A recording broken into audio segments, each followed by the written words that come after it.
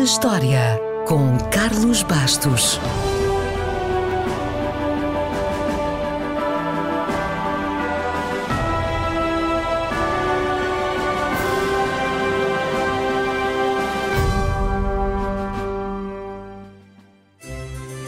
O dia 9 de maio de 1826 foi um dia e tanto para um tal de Joseph Paxton.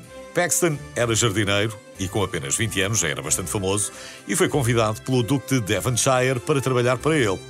No seu primeiro dia de trabalho, chegou às 4h30 da manhã, pôs os homens a trabalhar, deu umas voltas, tirou umas notas e durante o pequeno almoço conheceu e apaixonou-se por aquela que viria a tornar-se na sua mulher.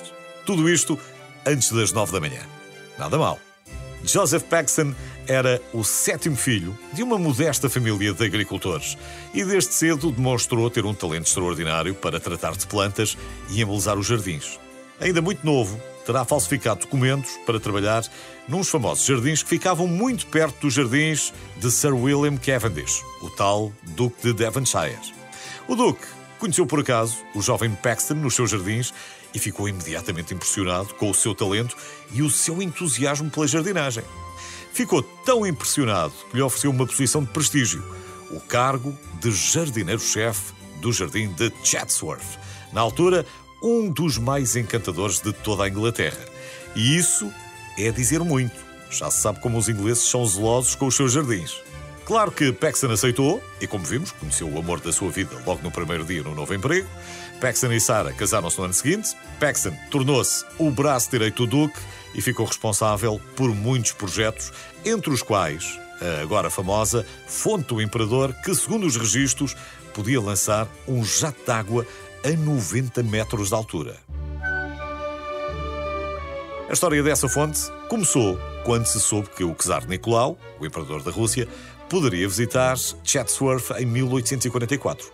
O Duque quis impressionar o imperador russo e pediu a Paxton para criar uma fonte extraordinária que mandasse água ainda a maior altura do que aquela que estava no Palácio do Czar na Rússia. Infelizmente, o imperador nunca visitou Chatsworth, mas a nova fonte foi construída e foi batizada em sua homenagem. Porém, provavelmente, o que deu maior fama a Paxton foram as suas estufas, ou conservatórios. O grande conservatório de Chatsworth, por exemplo, era na época o maior edifício de vidro do mundo. Estava iluminado com 12.000 lamparinas, quando a Rainha Vitória passou por ele pela primeira vez e escreveu no seu diário que aquela era a criação mais estupenda e extraordinária que se podia imaginar. Por isso, quando foi necessário um edifício para albergar a grande exposição de 1851, em Londres, não é de estranhar que Paxton tenha sido escolhido para liderar o projeto.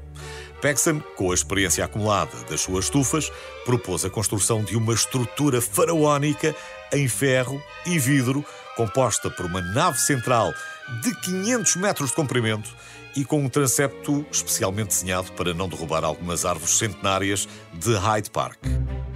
O seu Palácio de Cristal era mais alto que a Abadia de Westminster e tinha quase 294.000 painéis de vidro. Nunca um edifício tão extenso tinha sido criado em toda a história da arquitetura e, ainda por cima, foi construído em poucos meses. Um triunfo das novas tecnologias e da Revolução Industrial. A sua influência foi de tal forma grande que a arquitetura do Palácio de Cristal serviu de inspiração para a criação de diversos edifícios semelhantes em Madrid, em Curitiba ou no Porto, por exemplo. A rainha ficou novamente impressionada e, dessa vez, Joseph Paxton recebeu o título de cavaleiro.